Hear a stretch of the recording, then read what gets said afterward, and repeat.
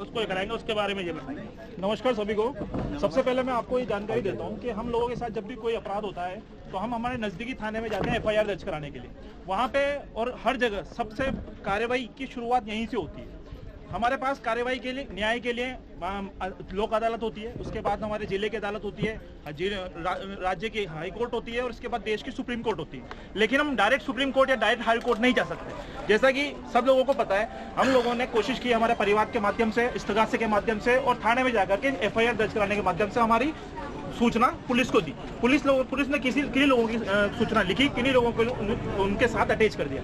अब कानूनी पक्ष क्या कहता है यहाँ पे कि हर जिले की अपनी एक FIR का अपना एक इन्वेस्टिगेशन ऑफिसर नियुक्त होगा जो जांच करेगा। पहले ये पड़ताल करेगा कि जो आप FIR करा रहे हैं उस बात में कितनी सत्यता है। वो जाते ही आपकी FIR नहीं ले लेगा, पहले वो आपसे सबूत मांगेगा कि आपने इन्वेस्टमेंट किया है तो किस बिहाफ पे किया है, कितना किया है, किसके कहने पे किया है, कैश किया है, ऑनलाइन किया है, USDT के माध्यम से किया है, कैसे किया है। ये जब वो संतुष्ट हो जाएगा कि हाँ इस व्यक्ति ने इसको पैसा किया है, तब वो आगे कार्रवाई करते हैं, आपके FIR को नोट करते हैं और उस व्यक्ति के सबसे पहले उस व्यक्ति के पास पहुंचते हैं जिसको आपने पैसा दिया, न कि पूरे एक्सपो कंपनी के मालिक के पास। अब हो क्या रहा है यहाँ पे कि हम सारे पीड़ित व्यक्ति टेलीग्राम के माध्यम से, सोशल मीडिया के माध्यम से आपस में कनेक्टेड है, इसलिए हमें पूरे प्रकरण की जानकारी है। कितने का फ्रॉड हुआ, कितने लोग शामिल हैं, कितने लोगों ने FIR कराई, कितने कराने जा रहे हैं, हर किसी को सबके बारे में पता है। लेकिन हर जिले के थाने अधिकारी, हर जिले का IO आपस में इस तरह से कनेक्टेड नहीं है। वो जब आपका प्रकरण सुनता है तो पहले अपनी दृष्टि से उस प्रकरण को देखता है, न कि आपकी दृष्टि से। आप तो चाहते हो कि इन सबके खिलाफ कार्रवाई हो, लेकिन वो ये कार्रवाई करने से पहले ये जानना चाहता है कि इसके लोकल प्रमोटर कौन है, आपने सबसे पहले पैसा किसे दिया। तो यहाँ पर जब कोई कार्रवाई कराने जाए या शिकायत दर्ज करने जाए तो उसकी पहला कर्तव्य ये है कि वो सबसे पहले अपने बारे में बताए और अपना पैसा किस व्यक्ति को दिया है उसके बारे में जानकारी दे, और बस ये बोले कि एक्सपो कंपनी के नाम पे निवेश किया गया। बाकी IO और बाकी पुलिस की जांच एजेंसी का ये काम है कि उस पूरे प्रकरण में कितने लोग शामिल हैं उन सबको पकड़ने का। लेकिन शुरुआत कहां से होगी? लोकल प्रमोटर से होगी। अब हमारे से गलती क्या हो रही है कि हम FIR कराना जाते हैं तो उसके अंदर अनावश्यक कई सारे नाम लिखा देते हैं। जब इन्वेस्टिगेशन ऑफिसर बयान दर्ज करने लगता है तो वो देखता है आप इनमें से कितने लोगों को पर्सनली जानते हो, तो वो बोलता है इनमें से मैं बस इस व्यक्ति को जानता हूँ। तो उस व्यक्ति को ही नाम वो नहीं लिखाता ज्यादातर कि ये मेरा परिचित है, इसका मैंने नाम नहीं लिखा। बाकी इसके जो एलाइट है उसका मैंने यहाँ पे नाम लिखाया हुआ है, एलाइट को मैं जानता नहीं हूँ। तो इस तरह से वहाँ पे वो क्वेश्चन आंसर करता है। लेकिन इसमें इन्वेस्टिगेशन ऑफिसर के ऊपर अनावश्यक भार पड़ जाता है इन्वेस्टिगेशन करने का, क्योंकि हर एक इन्वेस्टिगेशन ऑफिसर का एक दायरा होता है। जिले की पुलिस का दायरा जिले की पुलिस में होता है, राज्य की पुलिस का दायरा राज्य तक सीमित होता है, और देश में सेंट्रल एजेंसी जांच का उनका एक दायरा बृहद होता है। तो यहाँ पर हम जब कार्रवाई करवाते हैं, FIR दर्ज कराते हैं, तो सबसे पहली इकाई, चाहे आपका मुकदमा हाई कोर्ट से सुप्रीम कोर्ट तक चला जाए, लेकिन सबसे पहली जो बेसिक जो स्टार्टिंग होगी वो आपका होगा वहां से FIR लोकल संबंधित थाने में जो दर्ज होगा मामला। वहां से आपको जब जांच होगी, चार्जशीट पेश होगी, अदालत में सुनवाई होगी और आपको लगेगा कि मुझे न्याय नहीं मिला, तब आप उसको राज्य सरकार के मार्फत या फिर जिले की, राज्य की हाई कोर्ट के माध्यम से आप वहां पे अपील दायर करते हैं। वहां भी अगर आपको सुनवाई का या परिणाम से आप संतुष्ट नहीं होते हैं तो फिर सुप्रीम कोर्ट में आप जाते हैं। इस केस में बहुत सारे पीड़ित व्यक्ति हैं, 20 राज्यों से लगभग 3-3.5 लाख लोगों का निवेश यहाँ पर हुआ है। इसका अगर हम 10% या यूं 0.1% भी कंसिडर करें कि इतने लोग अगर FIR कराना चाहते हैं तो 500 FIR दर्ज होती है। लेकिन हकीकत यह है कि आज तक बहुत सारे लोग ऐसे जिन्होंने पहले कभी जीवन में FIR कराई ही नहीं, इसलिए उन्होंने FIR का मतलब भी वो नहीं समझ पाते, और ना ही वो ग्रुप में जब जाते हैं तो एक सिंगल व्यक्ति का वहां पे नाम पूछा जाता है, क्योंकि FIR में प्रथम सूचनाकर्ता और मुख्य सूचनाकर्ता का नाम आधार कार्ड सहित जमा होता है। तो वो जो प्रथम सूचनाकर्ता होता है उसके बाद अगर किसी का नाम नहीं लिखा गया तो वो FIR में वो शामिल भी नहीं होते।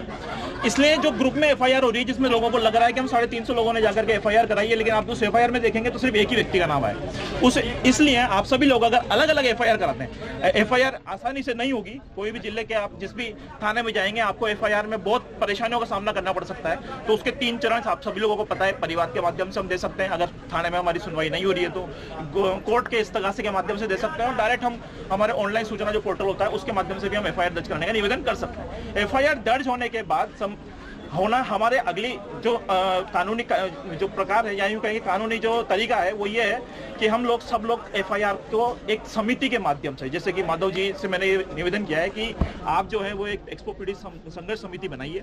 उस समिति के माध्यम से वकील के द्वारा हाई कोर्ट के अंदर PIL दायर होगी।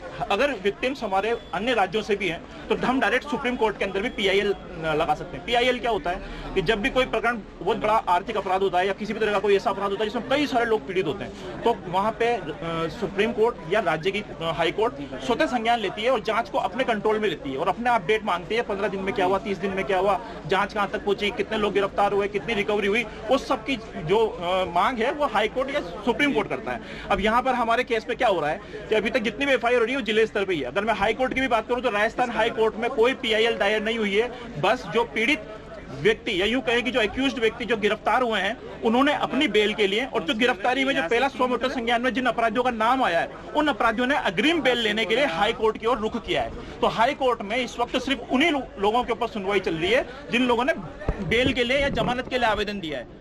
आप लोगों के अभी तक पीआईएल हाई कोर्ट नहीं पहुंची है। अब वो पहुंचने का क्या तरीका होगा कि हम 100 से 200 एफआईआर को मर्ज करेंगे, बंडल बनाएंगे। उस बंडल में आप सभी एफआईआर कराने वाले लोगों से कंसेंट लेंगे कि आपके माध्यम से हम लोग हाई कोर्ट और सुप्रीम कोर्ट के अंदर लंबी कानूनी कार्यवाही लड़ना चाहते हैं। लड़ने के लिए आप लोगों ने हमें अधिकृत किया है। देन फिर हम वहां से अपने वकील के माध्यम से वो सारे दस्तावेज, वो सारे सबूत, वो सारी एफआईआर और वो सारी मांगे जो हैं वो हाई कोर्ट के समक्ष रखेंगे। हमारी मांग सबसे पहली ये होगी कि कोई भी जांच एजेंसी जो सेंट्रल लेवल की हो वही इस मामले की जांच करे, क्योंकि राज्य स्तर का ये मामला नहीं है और आरोपी जो है वो इस देश में भी नहीं है, वो बाहर है, विदेश में बैठे हुए हैं। तो इसलिए कोई सेंट्रल लेवल की एजेंसी जिसमें ये पावर हो कि वो बाहर से प्रवर्तन निर्देशालय, ऐसी कोई एजेंसी जिसमें ये पावर हो के बाहर से प्रत्यर्पण के जरिए वही अपराधियों को यहाँ ला सके और उनकी प्रॉपर्टी सीज कर सके। पहली मांग हमारी है।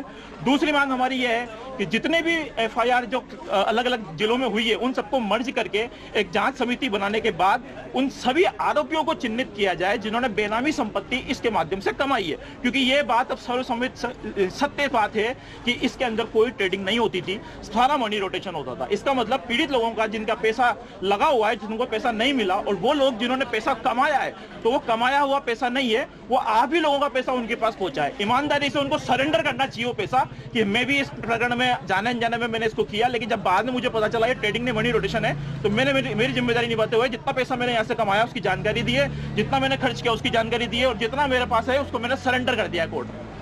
उसके बाद जो सोसाइटी जो भी बनी हुई है राजस्थान सरकार की या जो भी सुप्रीम कोर्ट के निर्देश से जो भी मिलेगा बनेगी सोसाइटी, वो उस सब पैसे को, उस सब एसेट्स को मर्ज करके कलेक्ट करके पीड़ितों को चिन्हित करके जो भी पीड़ितों की एफआईआर दर्ज होगी, जिन्होंने ये बात साबित कर दी होगी कि मेरा ये जो पैसा है वो इस एक्सपो के अंदर लगा हुआ है, तो उन व्यक्तियों को वहां पे कंसिडर किया जाएगा रिएम्बर्समेंट के लिए या सेटलमेंट के लिए, या फिर यूं कहें कि आपको आपका मुआवजे के रूप में वो राशि मिलेगी।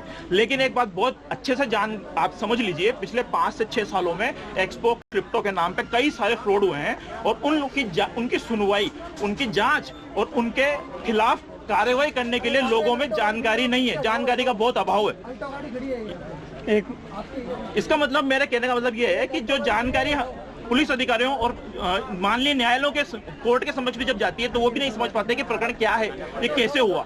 इसलिए ये जो जांच हम यहाँ से शुरुआत जो कर रहे हैं वो एक बिल्कुल पैटर्न बना हुआ है, उसमें हो सकता है कुछ समय लग जाए, लेकिन मैं ये विश्वास दिलाता हूँ आप सभी लोगों को कि जिन लोगों की एफआईआर दर्ज होगी और जिन लोगों ने अपने अमाउंट को साबित किया हुआ होगा कि मैंने इस एक्सपो में इतना निवेश किया है, तो उनको लास्ट में, क्योंकि अभी भी काफी प्रॉपर्टी गवर्नमेंट ने सीज की है और आने वाले टाइम में भी अपराधियों की प्रॉपर्टी सीज होने वाली है, रिकवरी होने वाली है। इवन आप लोग भी जानते हैं कि बहुत बड़ा अमाउंट जो है वो इनके पास पड़ा हुआ है, डॉलर की फॉर्म में, एसेट की फॉर्म में, जिस भी फॉर्म में, वो भी रिकवर होगा, तो वो पीड़ितों में उसी अनुपात में बांटा जाएगा। अगर वो अमाउंट एक्सेस में होगा तो आप सभी लोगों को अपना पूरा पैसा भी मिल सकता है। तो मैं बस